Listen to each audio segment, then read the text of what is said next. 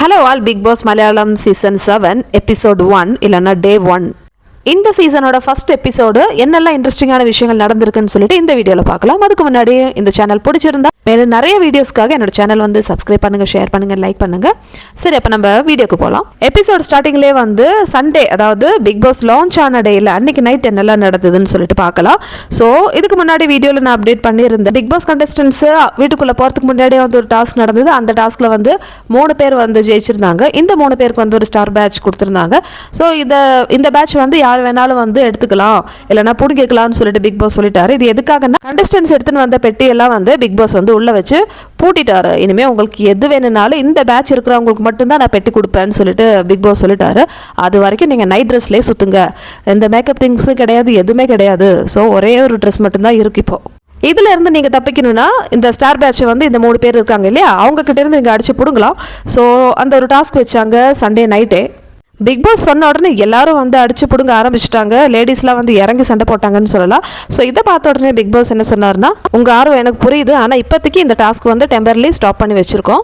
So இனிமேல் நான் சொல்கிற வரைக்கும் யாரும் இந்த ஸ்டார் பேட்சை வந்து கண்டஸ்டன்ஸ் கிட்ட வந்து எடுக்கக்கூடாது, நான் சொல்லும்போது தான் இந்த டாஸ்க் ஆரம்பிக்கணும்னு சொல்லிட்டாரு. ஸோ நெக்ஸ்ட் டே மார்னிங் ஆயிடுச்சு. கண்டஸ்டன்ஸ்க்கு எல்லாருமே வந்து பிக் பாஸோட சாங் தான் போட்டாங்க, சினிமா சாங்லாம் போடல. நெக்ஸ்ட் என்ன நடந்ததுன்னு பார்த்தீங்கன்னா, பிக் பாஸ் எல்லாரையும் கூப்பிட்றாங்க. ஸோ லிவிங் ரூமில் வந்து கேட்குறாங்க, இங்கே வந்து மேக்கப் திங்ஸ்லாம் வந்து ஒரு மேக்கப் ரூம்னு சொல்லிட்டு இருக்குது. ஸோ அந்த ரூமில் வந்து லாக் பண்ணி வச்சுருக்கேன். யார் வந்து அந்த திங்ஸ்லாம் வந்து எடுத்து போட்டாங்க, உங்களுக்கு யார் பெர்மிஷன் கொடுத்தாங்கன்னு சொல்லிட்டு பிக் பாஸ் கேட்குறாங்க. லேடி கண்டஸ்டன்ஸ் தான் வந்து இந்த மேக்கப் திங்ஸ்லாம் வந்து பிக் பாஸோட அனுமதி இல்லாமல் யூஸ் பண்ணாங்க. உங்களோட பொருள் நான் வந்து உள்ளே வச்சு பூட்டியிருக்கேன்ல, அப்புறம் எதுக்கு நீங்கள் வந்து யூஸ் பண்ணுறீங்க அப்படின்னு கேட்குறாங்க. இது கேட்ட உடனே கண்டஸ்டன்ஸ் எல்லாருமே சாரின்னு கேட்குறாங்க. அதுக்கப்புறமேட்டு அடுத்த ப்ராசஸ் என்னன்னா, கேப்டன்சி டாஸ்க். இந்த கேப்டன்சி டாஸ்கோட டீட்டெயில் வீடியோ என்னோட சேனலில் வந்து அப்லோட் பண்ணியிருக்கேன், நீங்கள் பாருங்கள். இருந்தாலும் கொஞ்சம் சுருக்கமாக சொல்லிடுறேன். இந்த வார கேப்டன்சி டாஸ்க் எப்படின்னா, இந்த வீட்டில் யார் கேப்டன் ஆகிறதுக்கு தகுதி இல்லையோ அவங்க ஃபேஸில் வந்து ஷேவிங் ஃபார்ம் வந்து பூசணும். இதுதான் வந்து டாஸ்க்கு. ஸோ இதில் வந்து மேக்ஸிமம் யாருக்கு ஷேவிங் ஃபார்ம் அப்படிங்கன்னு பார்த்தீங்கன்னா, அனீஷ்னு சொல்லிட்டு ஒரு கண்டஸ்டன்ட்.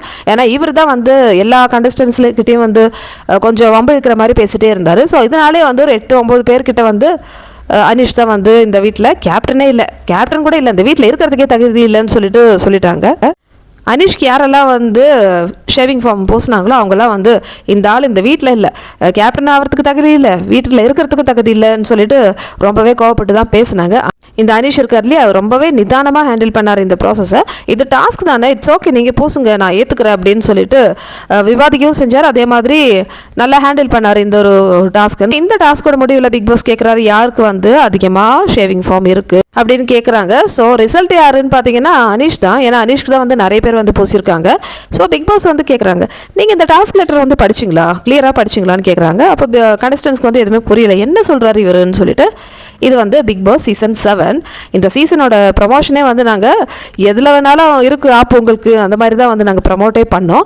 ஏன் கொஞ்சம் கூட யோசிக்காமல் நீங்கள் பண்ணிட்டீங்க? இப்போ பாருங்கள், யாருக்கு வந்து அதிகமாக ஷேவிங் ஃபார்ம் இருக்கோ அவர் தான் இந்த வாரத்தோட கேப்டன் சொல்லிட்டு பிக் பாஸே வந்து ஒரு இன்ட்ரெஸ்டிங்கான ஒரு டெஸ்ட் கொடுத்துட்டாங்க. இது கேட்ட உடனே எல்லா கண்டஸ்டன்ஸுமே வந்து ஐயோ நம்ம தப்பு பண்ணிட்டோமா அப்படின்னு சொல்லிட்டு வாயை பழக்கிறாங்க.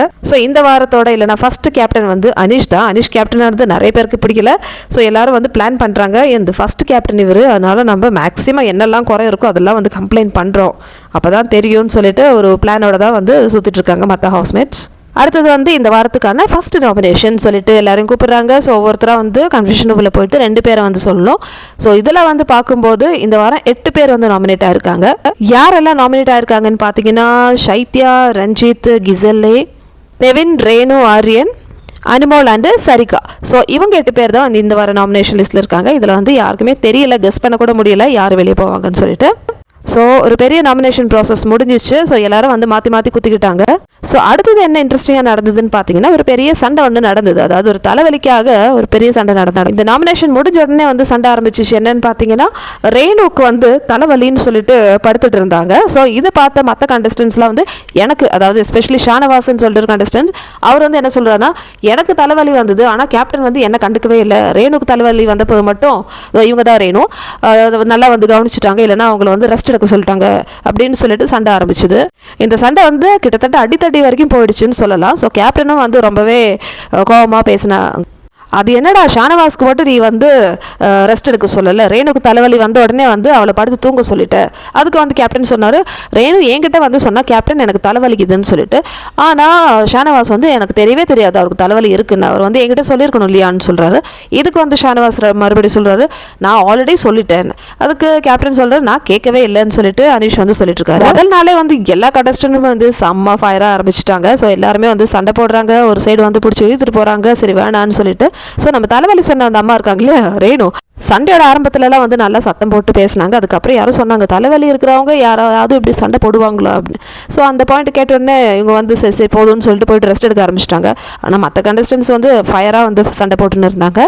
ஒன்றுமே இல்லாத விஷயத்துக்கு இவ்வளோ பெரிய சண்டை. அதாவது நம்ம கமல்ஹாசன் சொன்ன மாதிரி ஒரு சொத்த பல்லுக்காக சொத்தையே எழுதி வைக்கலாமா, அந்த மாதிரி ஆயிடுச்சு இந்த சண்டை பார்க்கும்போது. வேறு வழியே இல்லாமல் ரேணு வந்து கேமரா முன்னாடி சொல்கிறாங்க, பிக் பாஸ் எனக்கு ரொம்ப தலைவலிக்குது, எனக்கு வந்து மெடிசன் அனுப்புங்க, பெயின் கில்லர் அனுப்புங்க அப்படின்னு சொல்கிறாங்க. ஆனால் இது சண்டை விடுற மாதிரி தெரியல. கடைசியில் கேப்டனும் போயிட்டு கேமரா முன்னாடி ரேணுக்கு வந்து எமர்ஜென்சி, நீங்கள் வந்து மருந்து அனுப்பி விடுங்கன்னு சொல்கிறாங்க. இது கேட்ட உடனே ஷானவாஸ், அட பாவி, நான் எவ்வளோ நேரமாக அவங்ககிட்ட சொல்லிட்டு இருக்கேன் எனக்கும் தலைவலிக்குது, அப்புறம் ஏன் வந்து எனக்கு வந்து டேப்லெட் நீ கேட்கலன்னு சொல்லிட்டு இந்த ஒரு பேச்சுவார்த்தை. திருப்பி வந்து கேப்டன் என்ன பண்ணுறாரு, இது கேட்டும் கேட்காத மாதிரி என்கிட்ட நீ சொல்லவே இல்லைன்னு சொல்லிட்டு ரிப்பீட் பண்ணிட்டு அந்த லூப் மோட்லேயே வந்து போயிட்டு இருக்காரு. ஸோ இந்த சண்டையோட வந்து எபிசோட் முடிஞ்சிச்சு மக்களே. ஆனால் இந்த வாட்டி சீசனில் வந்து ரொம்பவே இன்ட்ரெஸ்டிங்காக இருக்குது நிறைய விஷயங்கள். எப்போவுமே வந்து பிக் பாஸில் ஹவுஸ்மேட்ஸ் கலராக வந்து ட்ரெஸ் போட்டுன்னு மேக்கப் பண்ணிட்டு சுற்றிட்டு இருப்பாங்க. இந்த வாட்டி செம்ம ஆப்பு வச்சாரு பிக் பாஸ். உங்களுக்குலாம் வந்து எடுத்துகிட்டு வந்த ட்ரெஸ்ஸும் திங்ஸ்லாம் வேணும்னா டாஸ்கில் ஜெயிச்சாதான் உங்கள் மேக்கப்பும் ட்ரெஸ் எல்லாம் திரும்ப கிடைக்காது வரைக்கும் நைட் ட்ரெஸ்ஸோடய சுற்றிட்டு இருங்கன்னு சொல்லி பிக் பாஸ் ஆரம்பிக்கிறதுக்கு முன்னாடி நடந்த ப்ரமோல எல்லாம் சொன்ன மாதிரி உங்களுக்கு வந்து சரியான ஆப்பு தான் வைக்க போறேன்னு சொன்னாரு. அது கரெக்டாக அடிச்சு பாருங்க.